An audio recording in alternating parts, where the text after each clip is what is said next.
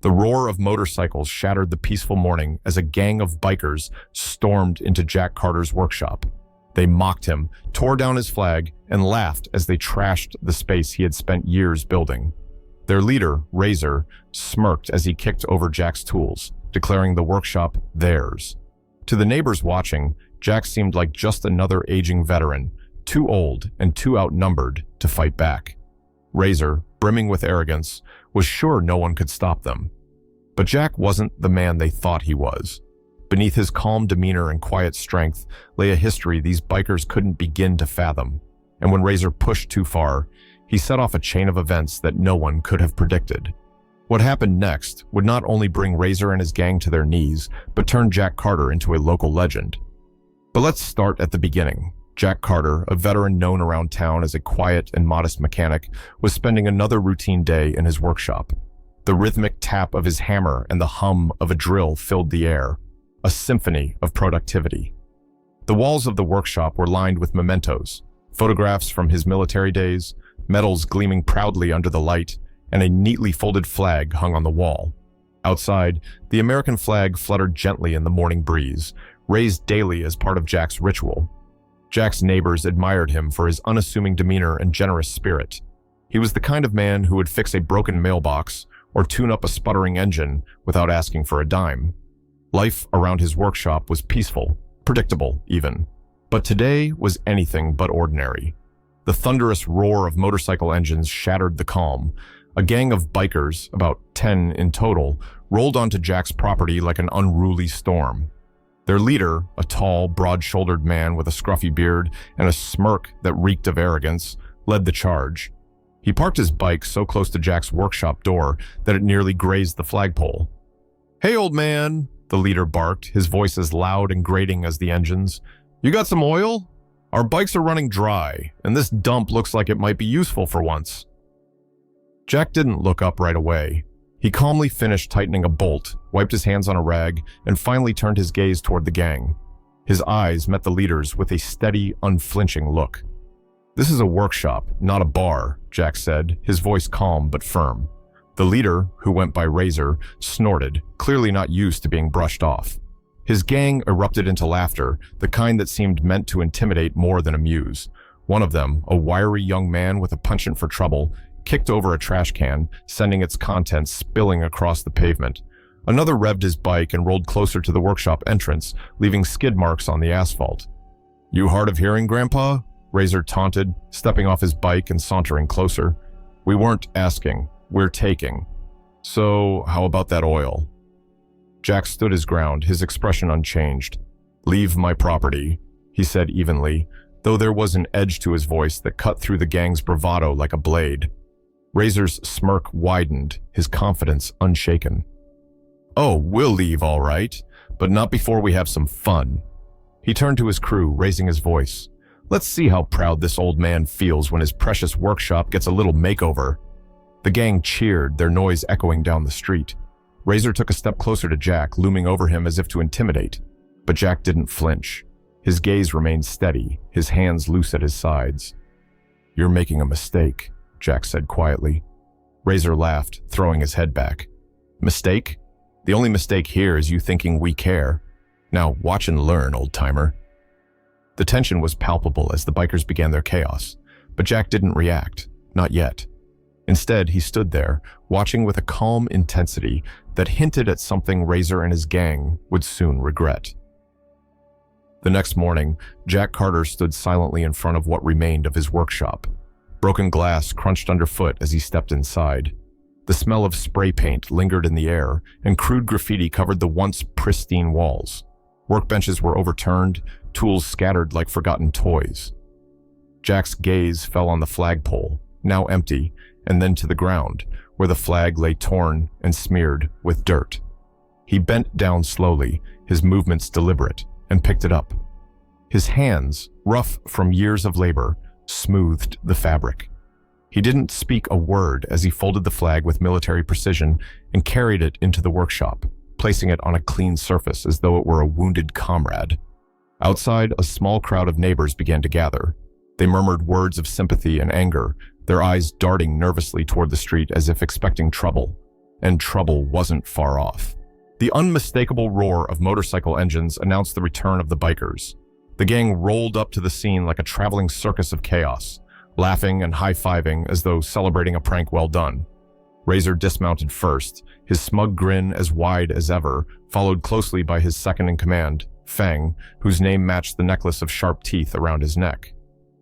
"Hey, old man," Feng shouted, his voice carrying across the street. "Heard the news? Your workshop's ours now. We're thinking of calling it the Razor's Den. Catchy, huh?" The crowd fell silent, their collective tension palpable. Jack emerged from the workshop, his face impassive, his steps measured. He didn't respond to Feng's taunt, instead moving to stand by the remnants of his flagpole. His silence, meant as a sign of composure, was misinterpreted by the bikers. "What's the matter, Grandpa?" Razor sneered, leaning against his bike. "Cat got your tongue, or are you just figuring out how to grovel?" Jack's eyes flicked toward Razor, calm but unyielding. The gang took this as weakness. Feng grabbed a can of paint from his bike and strode up to one of the workbenches that had somehow survived the night's rampage. With a dramatic flourish, he upended the can, spilling red paint over the wood. "Oops!" Feng laughed, holding the empty can aloft like a trophy. Razor wasn't to be outdone. He kicked the already damaged door, making it swing precariously on its hinges. "Might as well finish the job, right?" he said, turning to his crew for applause. They obliged with whoops and hollers. Jack finally spoke, his voice steady, but with an edge sharp enough to cut through the biker's bravado. "You've made a big mistake," he said, his words quiet but firm. The laughter paused for a moment before erupting again. Razor doubled over, slapping his knee. "Mistake? Oh, this just gets better. What are you gonna do, old man? Call the cops? You should know better. They don't bother with guys like us." Jack's gaze hardened, a flicker of something dangerous flashing in his eyes. "I'm not calling the cops," he said simply. This gave Razor momentary pause, but he quickly recovered, his smirk widening. "No? Then who? The Boy Scouts? Maybe the retirement home has a security team?" Jack didn't respond. He simply turned and walked back into the workshop. The gang jeered behind him, their taunts growing louder. "What's he doing?" Feng asked, his bravado dimming just slightly. "Who cares?" Razor snapped. "The guy's probably grabbing his knitting needles. Let him have his moment." But inside the workshop, Jack wasn't reaching for anything soft or fragile. Instead, he calmly unlatched a locked cabinet. Inside were items that hadn't seen daylight in years. Artifacts from a time when Jack Carter wasn't just a quiet mechanic, but a man whose name carried weight in the highest levels of national security. He ran his fingers over a sleek, black case, his movements precise and deliberate. As he stepped back outside, the gang's laughter faded, replaced by an uneasy silence.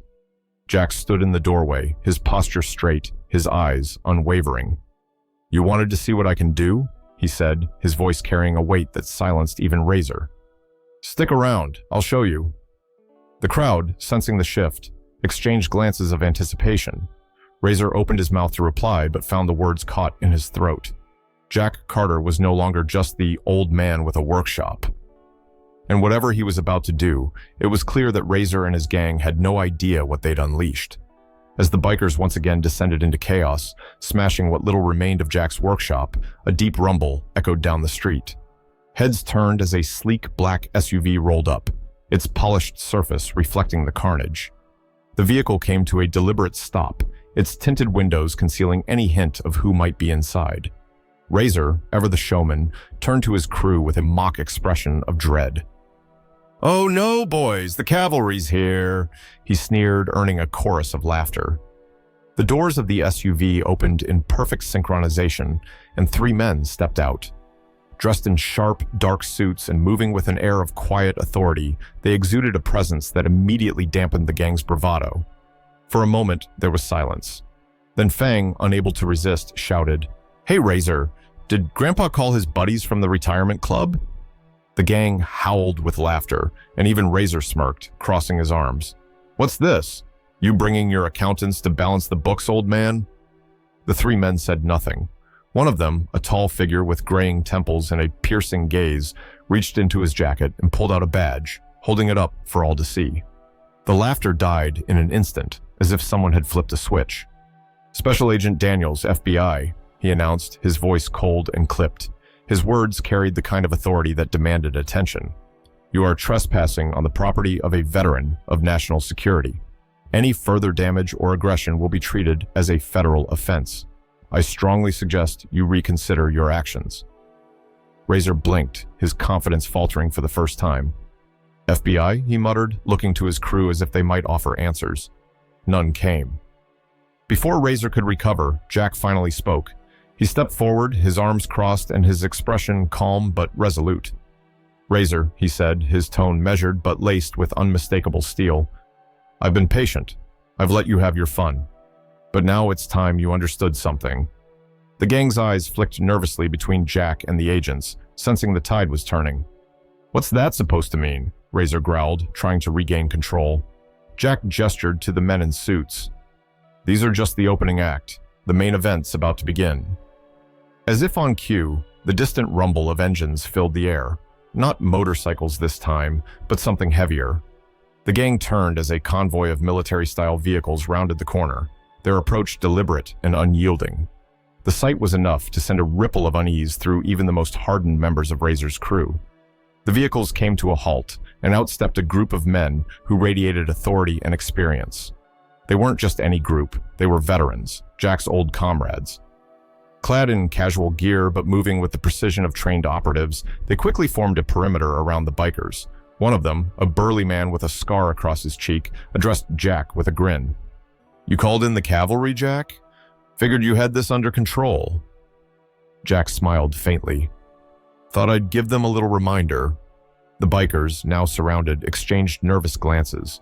Razor tried to put on a brave face, but the sweat on his brow betrayed him. "You can't do this," he shouted. "We didn't. This is overkill." Jack stepped closer to Razor, his voice low but firm. "You came onto my property. You disrespected my flag, my work, and my community. You thought you could push me around because I looked like just another old man. But here's the thing, Razor. Old soldiers don't just fade away. We adapt." Razor opened his mouth to reply, but before he could, one of the veterans stepped forward, holding out a set of zip ties. "Hands out," he ordered. Faced with no other choice, the bikers reluctantly complied. As they were restrained, the gathered neighbors began to cheer, their earlier fear replaced with relief and admiration. Phones were out, cameras rolling, capturing every second of the gang's humiliation. As Razor was led past Jack, he glared at him.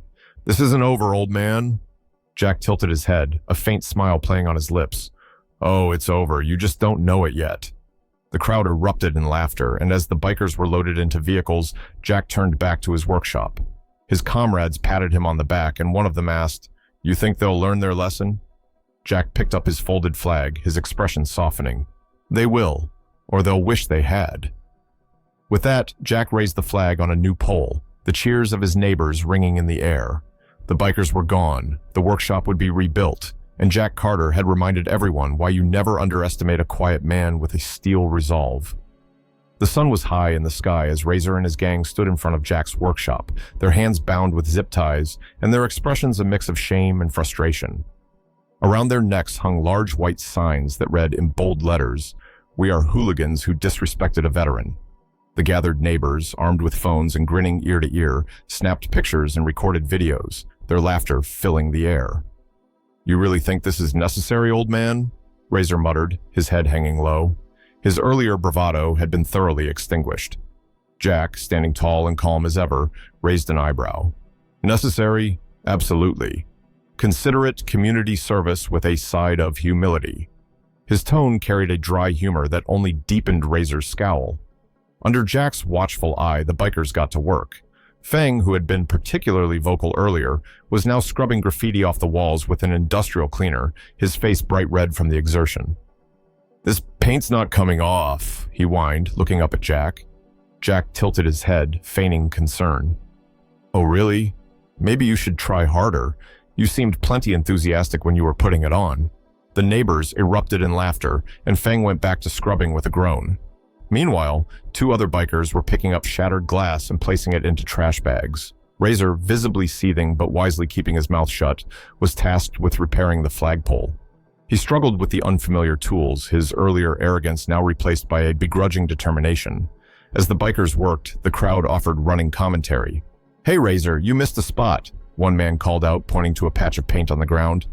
"Don't forget to sweep under the benches," a woman added with mock cheerfulness. Even Jack couldn't resist joining in. "Careful with that flagpole, Razor. You wouldn't want to disrespect it again, would you?" By the time the gang finished, the workshop looked better than it had in years. The walls were clean, the windows replaced, and a new flagpole stood proudly outside, its base freshly polished. Jack walked over, flag in hand, and carefully raised it. The crowd fell silent as the flag unfurled, its colors vibrant against the blue sky. Razor stood nearby, his head bowed, the weight of his actions finally sinking in. Jack turned to him, his voice steady but firm. "Respect isn't something you can take. It's something you earn, and the first step to earning it is fixing your mistakes." For a moment, Razor said nothing. Then, with a slow nod, he muttered, "Yeah, I get it." The crowd, sensing the sincerity, broke into applause. Phones were raised once again, capturing the moment as Razor and his gang stood awkwardly in the spotlight of redemption. When the last photo was taken, a young neighbor approached Jack, grinning. "Jack, did you always know it would end like this?" he asked, his tone teasing. Jack adjusted the flag, his lips curling into a faint smile. "Son," he said, his voice carrying a quiet strength, "veterans are patient. We wait for the right moment, and when it comes, we make it count." The crowd erupted into cheers, and the bikers, now thoroughly humbled, were escorted out of the neighborhood by the veterans. Razor glanced back once, but Jack didn't spare him another look. His attention was on the flag, now flying high, a symbol of resilience and justice. The videos of the bikers cleaning the workshop and wearing their humiliating signs quickly went viral. The story of Jack Carter, the veteran who stood his ground with quiet strength and unwavering dignity, captured hearts across the nation. His workshop became a local landmark, a testament to the power of patience, respect, and standing up for what's right. As for the bikers, they left town soon after, their reputations in tatters. And Jack? He went back to his tools and his quiet life, his workshop now more respected and admired than ever before.